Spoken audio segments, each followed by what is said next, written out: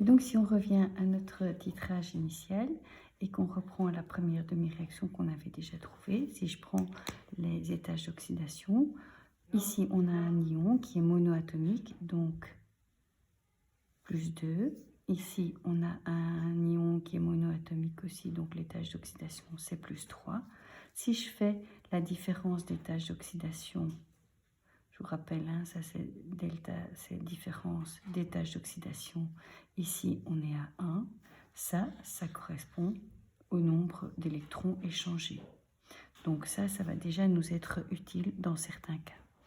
Une chose aussi qui est intéressante ici, c'est, et ça sera toujours vrai, quand l'étage d'oxydation, ici on voit qu'il augmente, on est dans le cas d'une oxydation. Alors moi je vous dis tout de suite, je ne retiens jamais ça par cœur, je m'écris une petite réaction pour en être certaine. Si je prends pour ici le manganèse, celui-ci c'est facile, on est à plus 2 puisque c'est nouveau un ion monoatomique. Par contre ici c'est plus compliqué, donc on fait notre petit calcul, on est à moins 2 fois 4, on avait dit moins 8, le tout ici doit être égal à moins 1. Donc, si je fais le même raisonnement que tout à l'heure, x moins 8 est égal à moins 1. Donc, on sait que x est égal à, ici, plus 7.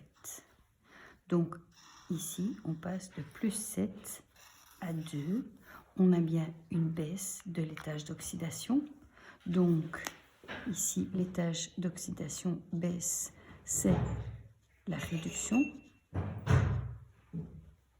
Et on voit aussi que la variation d'étage d'oxydation, c'est 7.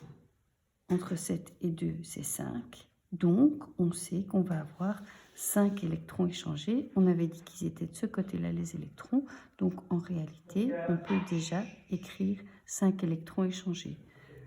La réaction n'est pas toujours pondérée puisque j'ai les oxygènes qui m'ennuient encore. Mais j'ai déjà les électrons.